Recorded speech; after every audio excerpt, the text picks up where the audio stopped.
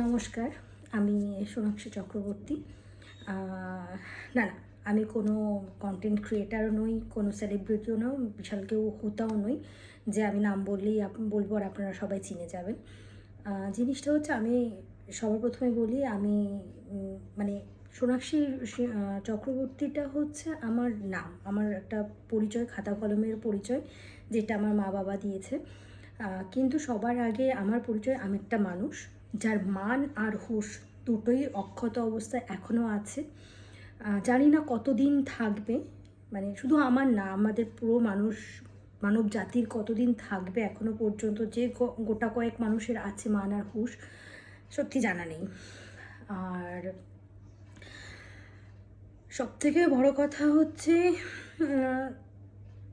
তারপরের যদি আমার কোনো পরিচয় থেকে থাকে, সেটা হচ্ছে আমি নারী, মানে একটা মেয়ে, মানে আরও একটা মেয়ে বলবো না, আমি আরও একটা মেয়ে,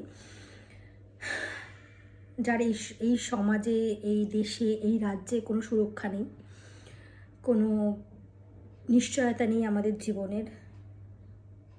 তো সেই জায়গায় দাঁড়িয়ে আমি কারোর বোন, কারোর দিদি, একজনের ঘরের বৌমা, একজনের স্ত্রী অবশ্যই।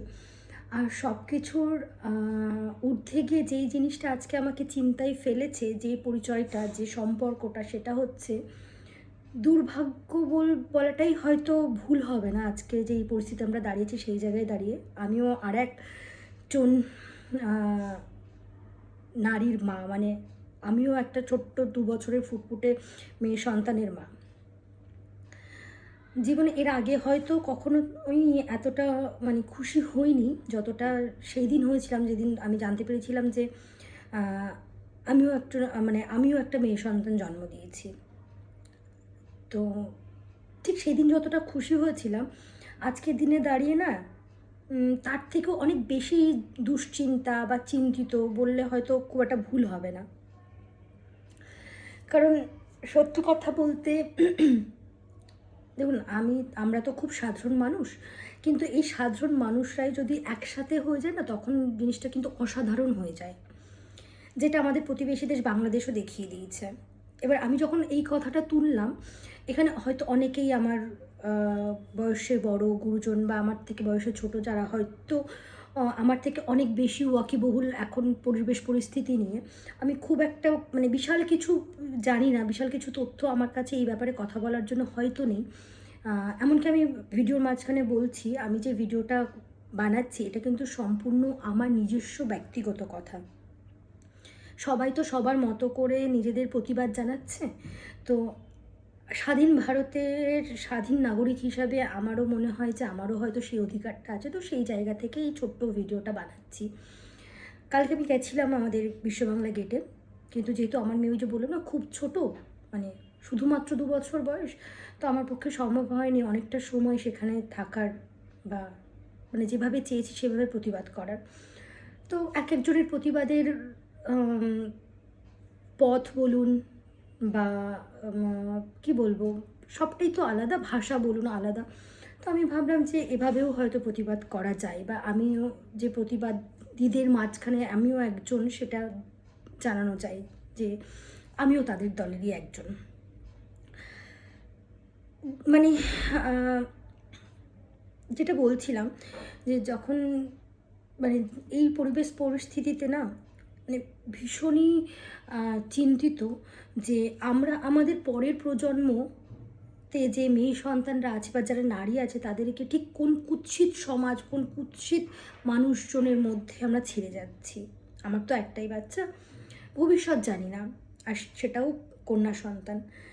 মানে এখন তো মানুষের নিঃশ্বাসেরও কোনো বিশ্বাস নেই। তো সেই জায়গায় দাঁড়িয়ে না, মানে মরে যদি কখনো না থাকে আমার অবর্তমানে, ওই বাচ্চাটা, সে তো আর বাচ্চা থাকবে না। আর বাচ্চাটাই বা বলছি কেন, আমাদের সমাজে তো আমরা অনেক আগে থেকেই দেখছি, বাচ্চা মানে নারী, সে বাচ্চা হোক, বয়স্ক হোক, বৃদ্ধা হোক, মধ্যবয়স্ক, কারোরই কোনো সুরক্ষা নেই।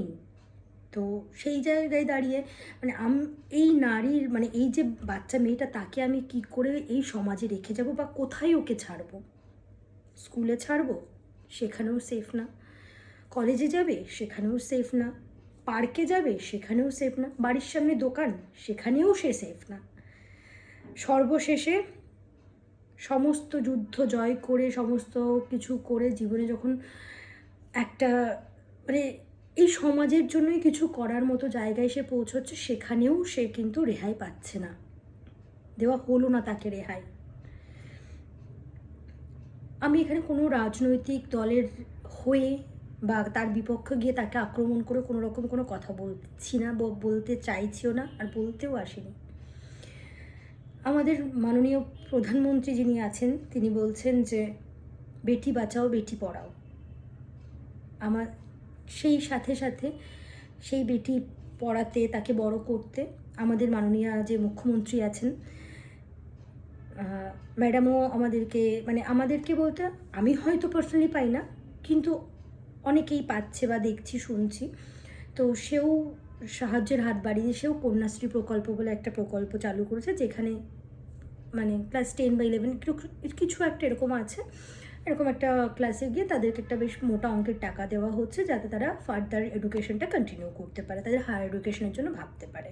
হ্যাঁ, হয়তো খুবই সামান্য একটা অ্যামাউন্ট তিনি দিচ্ছেন, কিন্তু সেটাও কিন্তু সেই মুহূর্তে হয়তো তার কাজে আসতে পারে, যারা গরিব মানুষ তাদের কাজে আসতে পারে বা আসে। তো সেই জায়গায় দাঁড়িয়ে কি অদ্ভুত না, কেউ বলছে বেটি বাঁচাও বেটি পড়াও, কেউ সেই বেটিকে আরও সুশিক্ষিত করার জন্যও সাহায্য করছে। কিন্তু প্রশ্নটা সেখানেই উঠে আসে যে আমরা এমন একটা দেশ, এমন একটা রাজ্য, এমন একটা সমাজে বাস করি যেখানে পেটের ভেতরে যখন ভ্রূণ অবস্থায় আছে সেই মুহূর্তেও আমাদেরকে লিঙ্গ বলা হয় না যে ছেলে না মেয়ে, যাতে আমরা তাকে পেটের ভেতরেই নষ্ট না করে দিই। যদি মেয়ে সন্তান হয় তাহলে হয়তো পেটের ভেতরেই তাকে নষ্ট করে দেওয়া হবে, এরকম অনেক চিন্তাভাবনা, অনেক ঘটনাও ঘটেছে, যার কারণে আজকে এই আইন পাস হয়েছে। সেই আইন মাথায় রেখে সবাই এখন মেয়ে সন্তানের জন্ম দিতে বাধ্য হচ্ছে, বা মন থেকে দিচ্ছে বা ভালোবেসে দিচ্ছে। মেয়ে সন্তান হচ্ছে, তাকে বাঁচানোও হচ্ছে, তাকে পড়ানোও হচ্ছে, তাকে উচ্চ শিক্ষিতও করা হচ্ছে। কিন্তু এর মধ্যে প্রশ্নটা এটাই যে আপনি বলছেন বাঁচাও পড়াও, একজন পড়িয়ে দিচ্ছে, কিন্তু তারপর কি হচ্ছে? তারপর আমরা আমাদের মেয়েকে বা আমাদের সন্তানকে বাড়িতে রেখে তাকে মানুষ করছি, তাকে আমাদের সাধ্য মতো আমরা তাকে সুরক্ষা দিচ্ছি, তারপর কর্মক্ষেত্রে তাকে পাঠাচ্ছি, তাকে যেতে হচ্ছে। আর কেন যাবে না সে? বলুন, কেন যাবে না? আপনারাই তো বলছেন তাকে বাঁচতে দিন, তাকে পড়তে দিন, তাই না? কিন্তু যখন সে পড়ে সে প্রতিষ্ঠিত হচ্ছে, যখন সে তার কর্মপ্রতিষ্ঠানে যাচ্ছে, তারপরে তাকে কি হচ্ছে, তাকে কি করা হচ্ছে? রেপ হতে হচ্ছে, মার্ডার হতে হচ্ছে, কুপ্রস্তাবের মুখোমুখি হতে হচ্ছে, কুকর্মের অন্য কারোর কুকর্মকে তাকে সইতে হচ্ছে, সহ্য করতে হচ্ছে। আজকে ডাক্তার যাকে আমরা ভগবানকে কখনো চোখে দেখিনি, হ্যাঁ তাদের হাত থেকেও ভুল হয়, তারাও সব ডাক্তার যে ভালো বা সব ডাক্তার যে খারাপ বা সবাই যে মানুষ হিসাবে ভালো সেটা নয়, কিন্তু ডাক্তার আমাদের সাধারণ মানুষ যারা আমরা ডাক্তার নই, তাদের কাছে কিন্তু তারা ভগবানের আর একটা রূপ, তাই না? আর তারপরে সে নারী। আর 2 মাস মনে হয় দেরি আছে না দুর্গাপুজোর? কি অদ্ভুত! দুর্গাপুজো দুর্গা, মা দুর্গা হচ্ছে শক্তির উৎস না, সেটাও কিন্তু নারীরই একটি রূপ, যাকে শক্তি আমি যে শক্তিবান বা শক্তিশালী সেটা প্রমাণ করার জন্য দুর্গাপুজো করা হয়, বা শত্রু দমনের জন্য পুজো করা হয়, সেও এক নারীরূপী দেবী। আমরা যখন আমাদের টাকা পয়সা ধন সম্পদের দরকার হয়, আমরা মা লক্ষ্মীকে পুজো করি, সেও নারীরূপী দেবী। কুমারটুলিতে গেলে এখনও দেখা যাবে কুমারটুলির হয়তো তারা বিশাল শিক্ষিত নয়, হয়তো, আমি কিন্তু শিওর নই, এখন সবাই শিক্ষিত, তাই সেটা পুঁথিগত হোক বা বিবেকের হোক বা নিজের মানসিকতার দিক থেকে সবাই শিক্ষিত। তো তারাও মাটির নারী প্রতিমা করে তাকেও ঢেকে রাখে, তারপর যখন তাকে হস্তান্তর করার সময় আসে তাকে সুন্দর করে সাজিয়ে শাড়ি পরিয়ে গয়না পরিয়ে তাকে হস্তান্তর করে। তখন কিন্তু সেই মাটির যে প্রতিমা তার মধ্যে প্রাণ থাকে না, বা এটা আমাদের বিশ্বাস হয়তো যে প্রাণ প্রতিষ্ঠা করা হয়, অথচ তাকেই আমরা কত মন দিয়ে কত ভক্তি করে পুজো করি। তাকে যখন আমরা বিসর্জন দিই আমাদেরও তখন চোখ ফেটে জল আসে, ছেলে মেয়ে নির্বিশেষেই, সবারই। অথচ আবার কিছু শ্রেণীর মানুষ দেখুন, কিছু শ্রেণীর মানুষ যারা মানে নারীরূপী মাটির প্রতিমাকেও তারা মানে সবার সামনে যাতে লজ্জায় পড়তে না হয় নারী সমাজকে, সেই জন্য তারাও ঢেকে রাখছে, তারাও শাড়ি পরাচ্ছে। আর কিছু শ্রেণীর মানে এদেরকে মানুষ বলবো না পশু বলবো আমি ঠিক জানি না, মানে এটা ঠিক কোন প্রজাতির মধ্যে পড়ে আমার জানা নেই, তারা নিজেদের আত্মস্বাদের জন্য নিজেদেরকে সংযত রাখতে না পারার কারণে, না পেরে প্রাণ আছে এমন এক মানে নারীরূপী মেয়ে, মানে নারীরূপী বলবো, নারীকে তারা মানে কি বলবো জামা কাপড় খুলে তার সাথে মানে যত রকমের নিকৃষ্ট কাজ করা যায় সবটাই করছে। এই একই সমাজে দুটো শ্রেণীর মানুষ। আজকে আমি দেখলাম, যেটুকু নিউজ দেখছি, যেহেতু বাচ্চা ছোট বললাম সবসময় সব কিছু ওটা, যেটুকু নিউজ দেখছি পেপার পড়ছি, একজনকে এই পুরো এই যে আরজি করের ব্যাপারটা, পুরো এই যে ঘটনাটাকে কেন্দ্র করে একজনকে দাঁড় করানো হয়েছে যে ইনি দোষী। এই সমাজ, প্রশাসন, বুদ্ধিজীবী যারা আছে সবার কাছে আমার একটা প্রশ্ন, আমাদের সমাজের বা আমাদের দেশের রাজ্যে মাথার ওপর যারা আছেন তারা তো সবাই পুরুষ নন, সেখানেও তো কিছু মহিলা আছেন, তারাও হয়তো মা, তাই না? তারাও নিশ্চয়ই কেউ না, তারাও হয়তো মা হয়েছেন, সদ্য হয়েছেন, কেউ আগে হয়েছেন, কেউ হয়তো হবেন কোনো দিন ভবিষ্যতে। তো আপনারা যখন সেই জায়গায় পৌঁছেছেন, একটা উঁচু স্তরে পৌঁছেছেন, আপনারা পড়াশোনা করেই নিশ্চয়ই মানে আশা করছি পৌঁছেছেন, সেই জায়গায় দাঁড়িয়ে আপনারা জানেন যে মাতৃত্ব বা মা হওয়ার যে যন্ত্রণাটা, শরীরের সবকটা হাড় 206টা হাড় যদি একসাথে ভেঙে যায়, তার যে নরকীয় যন্ত্রণা তার থেকেও অনেক বেশি যন্ত্রণার হয় কিন্তু মা হওয়া, একটা সন্তানের জন্ম দেওয়া। আর সেই যন্ত্রণা নিজের মধ্যে সহ্য করার ক্ষমতা একমাত্র আমাদের নারীদের আছে। হ্যাঁ, আমরা এই মেয়েরা একমাত্র সেই ক্ষমতা রাখি, বাকি কারোর কিন্তু নেই, কেউ পারে না। সেই জায়গায় দাঁড়িয়ে আজকে দেখানো হচ্ছে যে যাকে কাঠগড়ায় দাঁড় করানো হচ্ছে একটা ফিনফিনে রোগা একটা লোক, ভদ্রলোক বলবো না, অভদ্রলোক বলবো, পশু বলবো না, মানুষ বলবো, আমি নিজের কাছে ভীষণভাবে মানে কনফিউজ যে তাকে কি বলবো, কি বলে সম্বোধন করব। তাকে দাঁড় করানো হচ্ছে, আর অপোজিটের যে মানুষটা আজকে আমাদের মধ্যে নেই, কিন্তু এই যে মানে জ্বালাটা, নিজেদের অস্তিত্বের লড়াইটা, আমরা যে এক্সিস্ট করি, এই সমাজটা যে শুধু পুরুষতান্ত্রিক নয়, শুধু ছেলেদের নয়, এই সমাজের সৃষ্টি হয়েছে যে আমাদের দ্বারা, আমরাই করেছি সমাজের সৃষ্টি, আমরাই একমাত্র যারা প্রজন্ম তৈরি করি, পরবর্তী প্রজন্ম তৈরি করার মতো ক্ষমতা বা মানে তৈরি করার মতো সেই পরিকাঠামো শুধুমাত্র আমাদের আছে। সেই জায়গায় সেই যে মানে যে দিদিকে আমরা কেন্দ্র করে এত আন্দোলন করছি, যাকে সামনে রেখে, বাট আন্দোলনটা সত্যি কিন্তু আমাদের প্রত্যেকটা মেয়ের, হয়তো এই সময় তাকে আমরা সামনে রেখেছি, সে হয়তো উদ্দেশ্য হয়েছে মাত্র। তার উচ্চতা, আমার যতটুকু তথ্য আমি পেয়েছি, তার উচ্চতা 5 ফুট 3 ইঞ্চ, কি তার থেকে হয়তো একটু বেশিই হবে। ছবি যা দেখেছি, সে যথেষ্ট ফিজিক্যালি ফিট একজন মানুষ, একজন মেয়ে। আর তার মধ্যে সেই মা হওয়ার সেই ক্ষমতাটা আছে। তাই জন্য সেই ব্যথা সহ্য করা বা তার সাথে সেই পরিস্থিতিতে যুদ্ধ করার মতো মনের জোর, শারীরিক জোর সবটাই ভগবান তাকে দিয়েছে। আর সেই ফিনফিনে লোকটা তাকে মানে এরকমভাবে, ওই একা একটা লোক এরকম একটা মানুষকে এরকম যন্ত্রণা দিতে পারে, যে পেলভিক বোনটা ভেঙে দেওয়া হয়েছে, ওই একা একটা মানুষের দ্বারা এই কুৎসিত কাজটা সম্ভব হয়েছে। এটা আমাদেরকে বোঝানো হচ্ছে, আর আমরা এতটাই বোকা, আমরা সেটা বুঝবো। এই সমাজে বাস করি আমরা। এত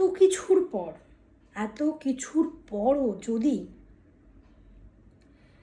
এই কুৎসিত নোংরা কাজের কোনো শাস্তি না হয়, তার এই কাজের সাথে জড়িত প্রত্যেকটা মানুষ যদি শাস্তি না পায়, তাহলে কি এই সমাজ আমাদের জন্য, না আমরা মেয়েদের জন্য এই সমাজ, এই দেশ, এই রাজ্য, এটা কি আমাদের? তাহলে তো আমাদের কোনো অস্তিত্বই নেই, আমাদের তো কোনো অস্তিত্বই নেই এখানে।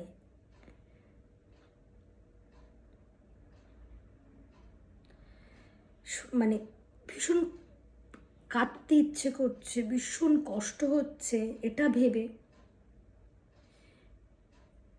যে আরও কিছু বছর পর আমার এই ছোট্ট বাচ্চা মেয়েটাও বড় হবে, তাকেও পড়াশোনা করতে কোথাও না কোথাও তাকে বেরোতে হবে। সবসময় বাড়ির মধ্যে তো রেখে দিতে পারবো না, কোথায় ছাড়বো? এই নোংরা নর্দমার মধ্যে? এই একটু বৃষ্টি হলে একটু ঘাসের মধ্যে দিয়ে আমরা হাঁটতে ভয় পাই, তার কারণ যোগ থাকতে পারে যারা আমাদেরকে অ্যাটাক করতে পারে। আমরা সেই জঙ্গলটাকে সাইডে রেখে পরিষ্কার রাস্তা খুঁজি, যেখানে আমাদের পুরো মানে এন্টায়ার সিস্টেম, সমাজ, প্রশাসন, রাজ্য, দেশ সবটাই সেই জোকে ভরা জঙ্গল হয়ে গেছে। তাহলে আমরা মেয়েরা কোথায় যাব? কিভাবে এগোবো আমাদের পথ? আজকে আমাদের আন্দোলন করে জানাতে হচ্ছে যে 24 ঘন্টার মধ্যে যে 12 ঘন্টা বা 10 ঘন্টা রাতের অন্ধকার থাকে, সেটা আমাদের আন্দোলন করে চেয়ে নিতে হচ্ছে, লোককে জানাতে হচ্ছে যে ওই রাতটা শুধুমাত্র তোমরা পুরুষতন্ত্র মানুষ, তোমাদের পুরুষদের জন্য নয়, সেটা মেয়েদের জন্য। কেন?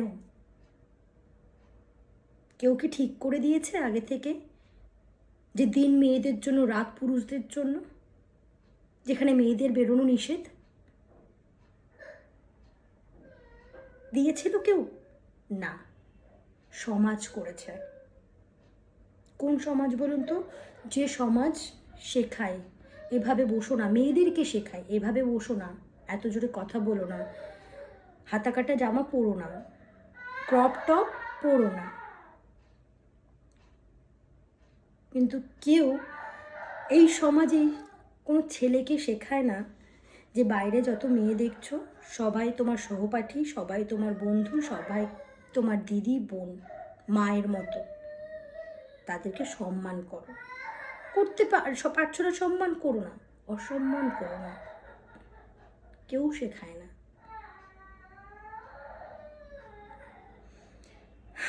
আমার এটুকুই বলার ছিল। সর্বশেষে একটাই কথা বলবো, এই কুৎসিত কাজেরও যদি কোনো, যারা করেছে তারা যদি শাস্তি না পায়, তাহলে বলবো এই সমাজে মেয়েদের কোনো অস্তিত্ব নেই। মেয়েরা শুধুমাত্রই ওই প্রথম থেকে যেটা ছিল, ভোগের যন্ত্র, পুরুষতন্ত্র সমাজে ভোগের যন্ত্র, তাই হয়ে রয়ে যাবে। আর সেই জায়গায় যদি এটাই হয়, এই ঘটনায় ঘটে, তাহলে বলবো মেয়েদের নিজেদের স্বইচ্ছায় কারোর ভোগের যোগ্য হয়ে, মানে ভোগ করবে কেউ আমাকে ব্যবহার করবে, এটা না হয়ে নিজেদের নিজেরা বিষ খেয়ে সুসাইড করে মরে যাওয়া উচিত, নিজেদের অস্তিত্ব নিজেদের শেষ করে দেওয়া উচিত। নমস্কার। আমি জানি এরপরেও অনেকে আমাকে আমার এই ভিডিওটাকে উদ্দেশ্য করে অনেক রকম ভালো মন্তব্য কুমন্তব্য হয়তো করবেন, বা হয়তো আমি এখানে যে তথ্য যা হোক কিছু ছোটোখাটো তথ্য দিয়েছি সেগুলো হয়তো সবটাই সঠিক না, ভুল হতেই পারে বা ভুল হয়তো আছে। তো আমাকে না মানসিকভাবে বা আপনাদের কটু কথা দিয়ে আক্রমণ করবেন না। আমার কোনো তথ্য যদি এখানে ভুল থেকে থাকে, সঠিক তথ্যটা আমাকে জানিয়ে কৃতজ্ঞ করবেন, কিন্তু কেউ প্লিজ দয়া করে আমাকে কেউ আপনাদের কটু কথায় আক্রমণ করবেন না। কমেন্ট বক্স খোলা থাকছে সবার জন্যে, সবাই কমেন্ট করতে পারেন, কিন্তু দয়া করে আমাকে কেউ কটু কথা বলে আক্রমণ করবেন না।